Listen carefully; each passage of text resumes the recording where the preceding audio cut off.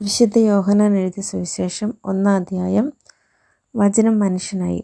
ആദിയിൽ വചനമുണ്ടായിരുന്നു, വചനം ദൈവത്തോടു കൂടിയായിരുന്നു, വചനം ദൈവമായിരുന്നു, അവൻ ആദിയിൽ ദൈവത്തോടു കൂടിയായിരുന്നു. സമസ്തവും അവനിലൂടെ ഉണ്ടായി, ഒന്നും അവനെ കൂടാതെ ഉണ്ടായിട്ടില്ല. അവനിൽ ജീവനുണ്ടായിരുന്നു, ആ ജീവൻ മനുഷ്യരുടെ വെളിച്ചമായിരുന്നു. ആ വെളിച്ചം ഇരുളിൽ പ്രകാശിക്കുന്നു, അതിനെ കീഴടക്കാൻ ഇരുളിന് കഴിഞ്ഞില്ല. ദൈവം അയച്ച ഒരു മനുഷ്യനുണ്ടായിരുന്നു, അവൻ്റെ പേര് യോഹന്നാൻ എന്നാണ്. അവൻ സാക്ഷ്യത്തിനായി വന്നു, വെളിച്ചത്തിന് സാക്ഷ്യം നൽകാൻ. അവൻ വഴി എല്ലാവരും വിശ്വസിക്കാൻ. അവൻ വെളിച്ചമായിരുന്നില്ല, വെളിച്ചത്തിന് സാക്ഷി നൽകാൻ വന്നവനാണ്. എല്ലാ മനുഷ്യരെയും പ്രകാശിപ്പിക്കുന്ന യഥാർത്ഥ വെളിച്ചം ലോകത്തിലേക്ക് വരുന്നുണ്ടായിരുന്നു. അവൻ ലോകത്തിലായിരുന്നു, ലോകം അവനിലൂടെ സൃഷ്ടിക്കപ്പെട്ടു, എങ്കിലും ലോകം അവനെ അറിഞ്ഞില്ല. അവൻ സ്വജനത്തിനടുത്തേക്ക് വന്നു, എന്നാൽ അവർ അവനെ സ്വീകരിച്ചില്ല. തന്നെ സ്വീകരിച്ചവർക്കെല്ലാം, തൻ്റെ നാമത്തിൽ വിശ്വസിക്കുന്നവർക്കെല്ലാം ദൈവമക്കളാകാൻ അവൻ കഴിവ് നൽകി. അവൻ ജനിച്ചത് രക്തത്തിൽ നിന്നോ ശാരീരിക അഭിലാഷത്തിൽ നിന്നോ പുരുഷൻ്റെ ഇച്ഛയിൽ നിന്നോ അല്ല, ദൈവത്തിൽ നിന്നത്രേ. വചനം മാംസമായി നമ്മുടെ ഇടയിൽ വസിച്ചു, അവൻ്റെ മഹത്വം നമ്മൾ ദർശിച്ചു. കൃപയും സത്യവും നിറഞ്ഞതും പിതാവിൻ്റെ ഏകജാതൻ്റേതുമായ മഹത്വം. യോഹന്നാൻ അവന് സാക്ഷ്യം നൽകിക്കൊണ്ട് വിളിച്ചു പറഞ്ഞു, ഇവനെ പറ്റിയാണ് ഞാൻ പറഞ്ഞത്, എൻ്റെ പിന്നാലെ വരുന്നവൻ എന്നേക്കാൾ വലിയവനാണ്, കാരണം എനിക്ക് മുമ്പ് തന്നെ അവനുണ്ടായിരുന്നു. അവൻ്റെ പൂർണ്ണതയിൽ നിന്നു നാം എല്ലാം കൃപയ്ക്കുമേലെ കൃപ സ്വീകരിച്ചിരിക്കുന്നു. എന്തുകൊണ്ടെന്നാൽ നിയമം മോശ വഴി നൽകപ്പെട്ടു, കൃപയും സത്യവുമാകട്ടെ യേശു ക്രിസ്തു വഴിയുണ്ടായി. ദൈവത്തെ ആരും ഒരിക്കലും കണ്ടിട്ടില്ല. പിതാവുമായി ഗാഢബന്ധം പുലർത്തുന്ന ദൈവം തന്നെയായ ഏകജാതനാണ് അവിടുത്തെ വെളിപ്പെടുത്തിയത്. സ്നാപക യോഹന്നാൻ്റെ സാക്ഷ്യം.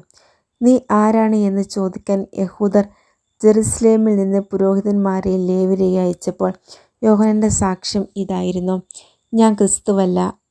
അവൻ അസന്ദിഗ്ധമായി പ്രഖ്യാപിച്ചു. അവർ ചോദിച്ചു, എങ്കിൽ പിന്നെ നീ ആരാണ്? ഏലിയായോ? അല്ല എന്നവൻ പ്രതിവചിച്ചു. അവർ വീണ്ടും ചോദിച്ചു, എങ്കിൽ നീ പ്രവാചകനാണോ? അല്ല എന്ന് അവൻ മറുപടി നൽകി. അവർ വീണ്ടും ചോദിച്ചു, അങ്ങനെയെങ്കിൽ നീ ആരാണ്? ഞങ്ങളെ അയച്ചവർക്ക് ഞങ്ങൾ എന്തു മറുപടി കൊടുക്കണം? നിന്നെക്കുറിച്ച് തന്നെ നീ എന്തു പറയുന്നു? അവൻ പറഞ്ഞു, ഏശയ്യാ ദീർഘദർശി പ്രവചിച്ചതുപോലെ കർത്താവിൻ്റെ വഴികൾ നേരെയാക്കുവിൻ എന്ന് മരുഭൂമിയെ വിളിച്ചു പറയുന്നതിൻ്റെ ശബ്ദമാണ് ഞാൻ. ഫരിസേയരാണ് അവരെ അയച്ചത്. അവർ അവനോട് ചോദിച്ചു, നീ ക്രിസ്തുവോ ഏലിയായോ പ്രവാചകനോ അല്ലെങ്കിൽ പിന്നെ സ്നാനം നൽകാൻ കാരണമെന്ത്? യോഹന്നാൻ പറഞ്ഞു, ഞാൻ ജലം കൊണ്ട് സ്നാനം നൽകുന്നു, എന്നാൽ നിങ്ങൾ അറിയാത്ത ഒരുവൻ നിങ്ങൾക്ക് മധ്യേ നിൽപ്പുണ്ട്.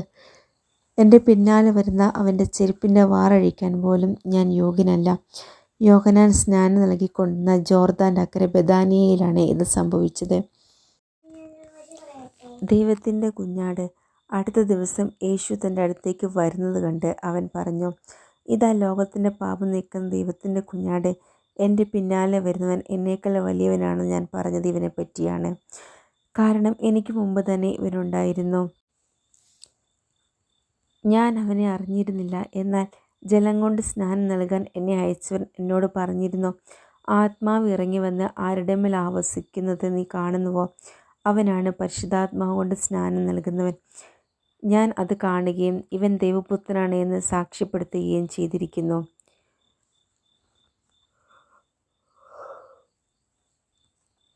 ആദ്യ ശിഷ്യന്മാർ. അടുത്ത ദിവസം യോഹന്നാൻ തൻ്റെ ശിഷ്യന്മാരിൽ 2 പേരോടുകൂടെ നിൽക്കുമ്പോൾ യേശു നടന്നു വരുന്നത് കണ്ടു പറഞ്ഞു, ഇതാ ദൈവത്തിൻ്റെ കുഞ്ഞാട്. അവൻ പറഞ്ഞത് കേട്ട് ആ 2 ശിഷ്യന്മാർ യേശുവിനെ അനുഗമിച്ചു. യേശു തിരിഞ്ഞ് അവർ തൻ്റെ പിന്നാലെ വരുന്നത് കണ്ട് ചോദിച്ചു, നിങ്ങൾ എന്ത് അന്വേഷിക്കുന്നു? അവർ ചോദിച്ചു, റബ്ബി, ഗുരു എന്നാണ് ഇതിനർത്ഥം.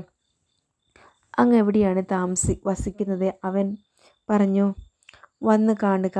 അവർ ചെന്ന് അവൻ വസിക്കുന്നിടം കാണുകയും അന്ന് അവനോട് കൂടെ താമസിക്കുകയും ചെയ്തു. അപ്പോൾ ഏകദേശം 10-ാം മണിക്കൂറായിരുന്നു. യോഹന്നാൻ പറഞ്ഞത് കേട്ട് അവനെ അനുഗമിച്ച ആ 2 പേരിൽ ഒരുവൻ ശിമോൻ പത്രോസിൻ്റെയും സഹോദരൻ അന്ത്രയോസായിരുന്നു. അവൻ ആദ്യമേ തൻ്റെ സഹോദരനായ ശിമിയോനെ കണ്ട് അവനോട്, ഞങ്ങൾ മിശിഹായെ ക്രിസ്തുവിനെ കണ്ടു എന്ന് പറഞ്ഞു. അവനെ യേശുവിൻ്റെ അടുത്ത് കൊണ്ടുവന്നു. യേശു അവനെ നോക്കി പറഞ്ഞു, നീ യോഹന്നാൻ്റെ പുത്രനായ ശിമ്യോനാണ്. കേപ്പ, പാറ എന്ന് നീ വിളിക്കപ്പെടും. ഫിലിപ്പോസും നഥനയേലും.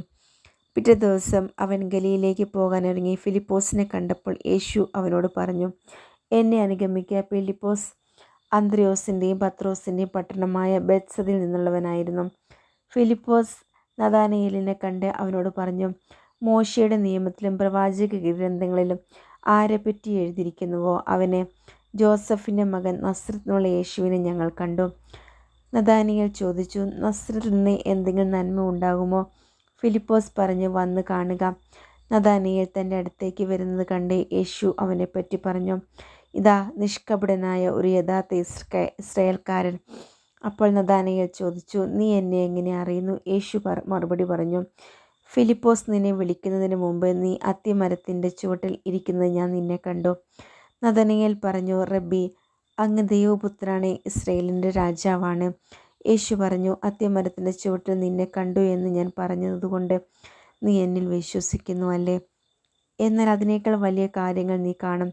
അവൻ തുടർന്നു, സത്യസത്യം ഞാൻ നിങ്ങളോട് പറയുന്നു, സ്വർഗം തുറക്കപ്പെടുന്ന ദേവദൂതന്മാർ കയറിപ്പോകുന്നതും മനുഷ്യപുത്രൻ്റെ മേൽ ഇറങ്ങി വരുന്നതും നിങ്ങൾ കാണും.